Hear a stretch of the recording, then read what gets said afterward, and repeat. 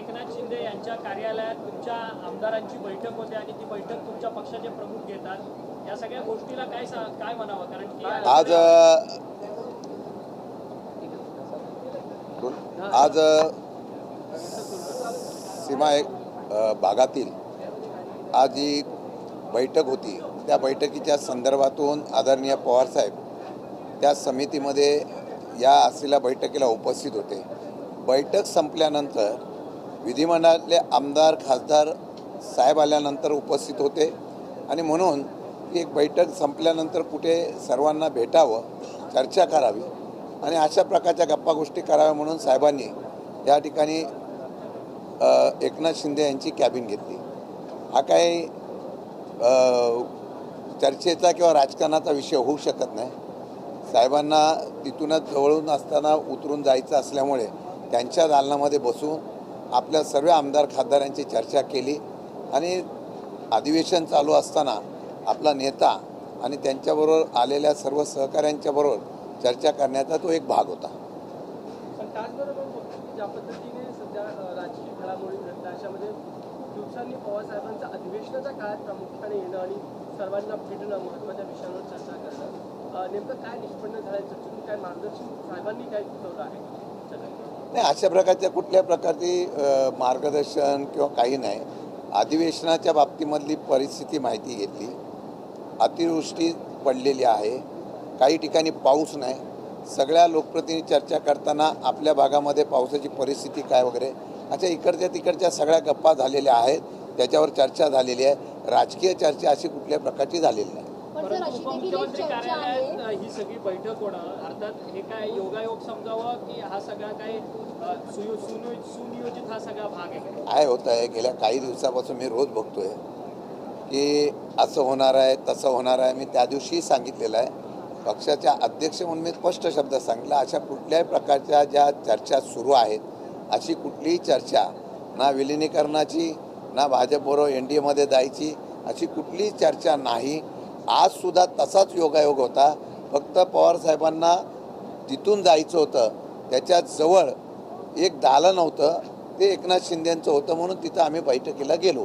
एवढाच फक्त विषय, बाकी कुठलाही विषय त्याला कुठल्याही प्रकारचा अर्थ लावू नये. अजून एक चर्चा सुरू आहे की अजित पवार यांच्या पक्षामध्ये सुनेत्रा पवार आणि पारकरला वगळून तुमच्यासोबत जी लोक तयार आहेत कृती करायला, त्यांचं तर एक मत झालंय की हे म्हणजे शरद पवार यांचा पक्ष जर आपल्यासोबत आला तर चालेल, तर दोघांना साईडलाईन केलं जाते. मी परत एकदा सांगतो, अशा प्रकारच्या अजितदादा गटांच्या बरोबर असलेली कुठेही चर्चा नाही, विलिनीकरणाची चर्चा नाही, दोन्ही पक्ष एकत्र येण्याची चर्चा नाही आणि त्याचबरोबर NDAमध्ये जाण्याच्या संदर्भात सुद्धा चर्चा नाही.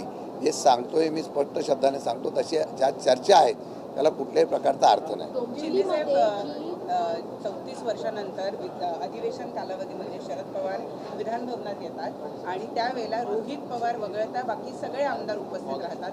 रोहित पवार आजच्या दिवशी आणि आजच्या या बैठकीला, जी बैठक शिंदे साहेबांच्या दालनात झाली, त्याला का हजर नव्हते? मला वाटतं की आझाद मैदानावर जे काही आंदोलन चालू आहे त्या आझाद मैदानाच्या आंदोलनाच्या शिष्टमंडळाला भेटण्याच्या संदर्भातून ते गेलेले होते.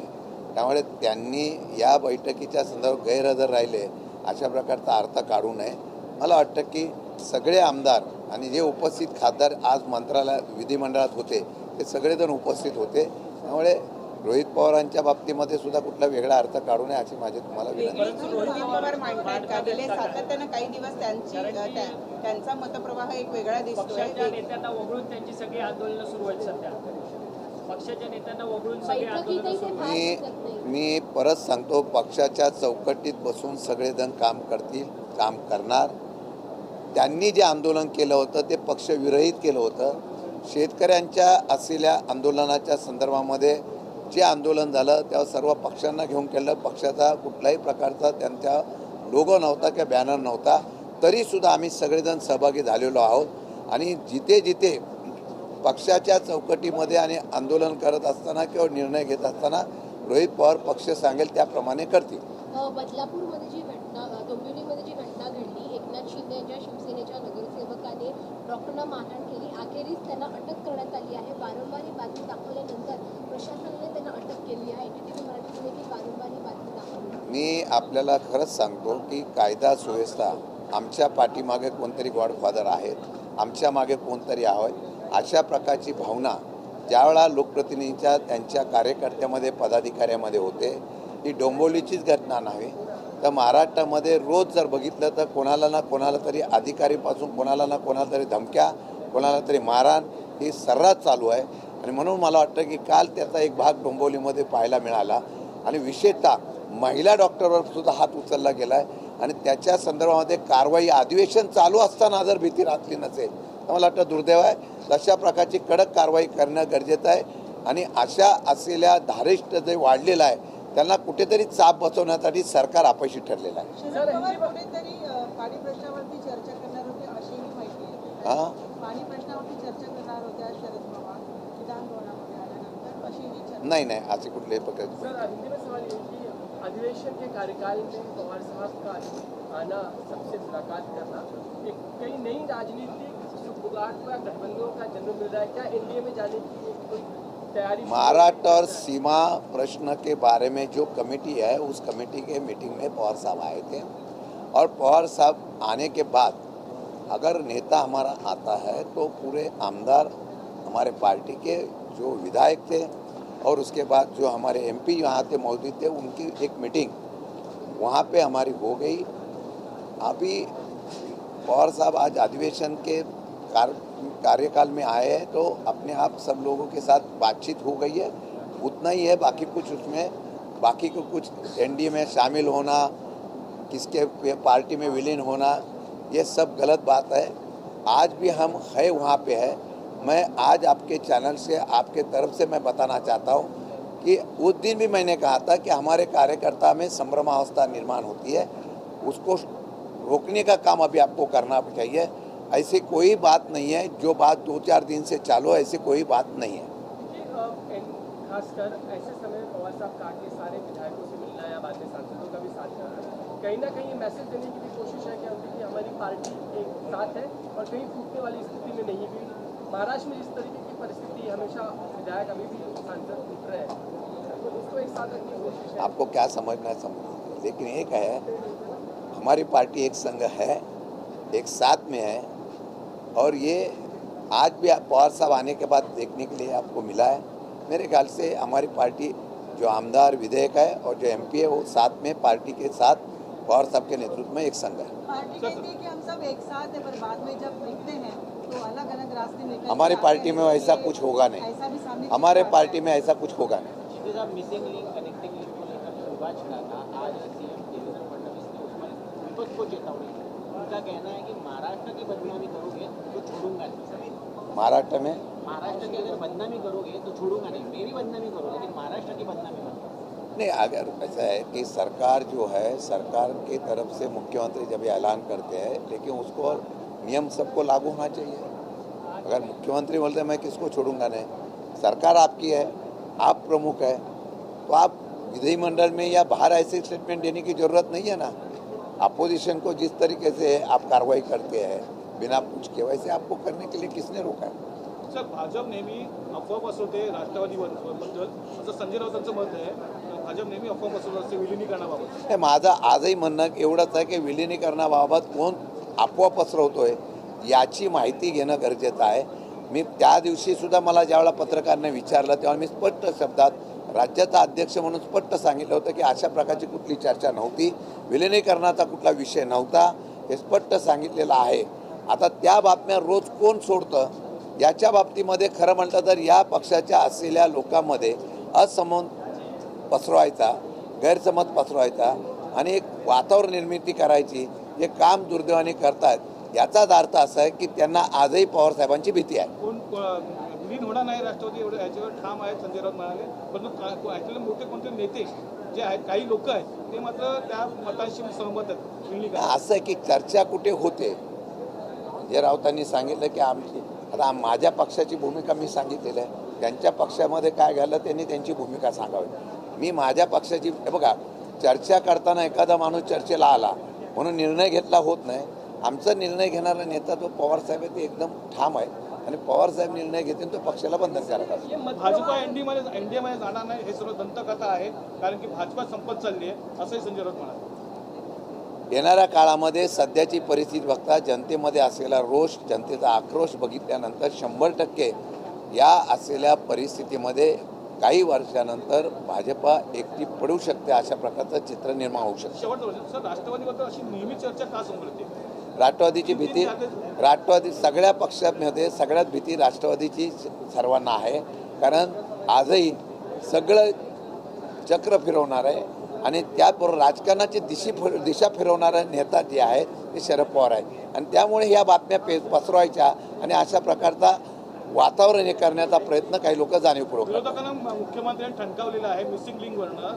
माझ्यावर टीका केली चालेल, पण महाराष्ट्राची बदनामी करू नका, नाहीतर बदलू. असं आहे माझं म्हणणं आहे की महाराष्ट्राच्या असलेल्या या विकासाच्या संदर्भामध्ये आत्ताच अशा का घटना घडत आहे की महाराष्ट्राची बदनामी कोण करत आहे? भ्रष्टाचाराची बदनामी करत आहे. भ्रष्टाचार ज्या पद्धतीने सुरू झालेला आहे, ज्या पद्धतीने कामं करून घेतलेली आहे, त्या कामाचा पहिल्या पावसाळ्यामध्ये असा परिणाम होत असेल तर मुख्यमंत्र्यांनी त्याची गांभीर्याने दखल घ्यावी. कोण कशाला टीका करायला जाईल? पण टीका करण्याची वेळ काय येते की तुम्ही जी कामं केली, मेट्रोची असेल, सिलिंगची असेल, मिसिलिंगची असेल, सगळीकडे कामाच्या ज्या पद्धतीची क्वालिटी बघितल्यानंतर लोक त्याच्यावर नाराजगी व्यक्त करतायत. तरीसुद्धा तुम्ही टोल घेताय, सगळं घेताय, पण कामं जर क्वालिटीची होत नसेल तर त्याच्यावर जनतेला आवाज उठवण्याचा किंवा त्याच्यावर विरोध करण्याचा, टीका करण्याचा अधिकार जनतेला आम्हाला आहे. कल्याण घटना है खासकर जिसको लेकर सत्ताधारी पार्टी के अगर नगरसेवक डॉक्टर के साथ मारपीट कर रहे हो तो जो लॉ एंड ऑर्डर है वो पूरी तरह से बिगड़ा हुआ है, डर किसी को नहीं है. क्या लॉ एंड ऑर्डर पूरी तरह से बिगड़ा हुआ है क्या? क्योंकि जिस तरीके से सत्ताधारी पार्टी के नगरसेवक के डॉक्टर को मारपीट कर रहे हैं. ऐसा है कि किसी को डर नहीं है. ये घटना जब से ये महायुति की सरकार आई है, उनके पदाधिकारी, उनके कार्यकर्ते, उनके जो विधायक हो या कोई नेता हो या कोई भी हो, वो किसी को डरते नहीं है. हमारे पीछे कोई है, हमारा राज है. वो जिस तरीके से कल लेडी डॉक्टर के ऊपर भी हाथ उठाया, किसी ने उसकी दिलगिरी व्यक्त नहीं की, किसी ने उसके ऊपर पार्टी के लोगों ने भी कुछ कहा नहीं. और ऐसी बात रहेगी तो कौन काम करने के लिए सब डरते हैं ना. खाली ये नहीं है, कोई आमदार है, विधायक है, उन्होंने भी अधिकारी को गाली गलौज किया. पिछले हफ्ते की बात है, ये रोज ही घट रहा है. मुख्यमंत्री उसके ऊपर ध्यान देंगे तो ठीक है, नहीं तो अधिकारी बोलेंगे हम काम नहीं करेंगे. ऐसा ही कुछ माहौल होने वाला है. सर, अधिवेशन खत्म होने के लिए सिर्फ अभी 2 दिन बाकी है, तो ऐसे में जनता को क्या मिला है महाराष्ट्र में? आप उनसे पूछिए जनता को क्या मिला है. अधिवेशन खाली 2 हफ्ते के लिए कर दिया.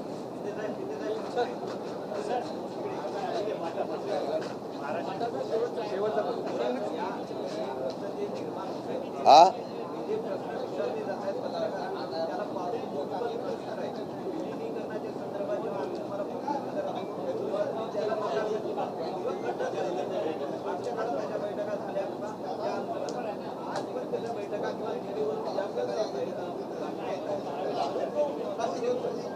आज बैठकीच्या संदर्भामध्ये महाराष्ट्र सीमावादाच्या बाबतीमध्ये जी कमिटी केलेली आहे त्या बैठकीला पवारसाहेब उपस्थित होते.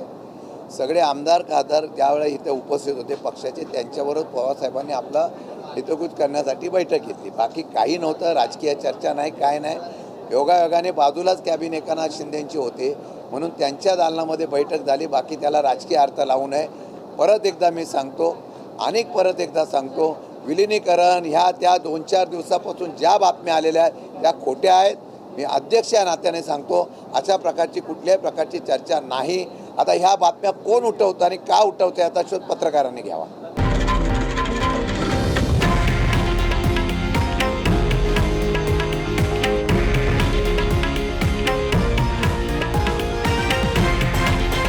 हे आहे देशातील नंबर 1 न्यूज नेटवर्क आणि आपण पाहत आहात TV9 मराठी, एकमेव.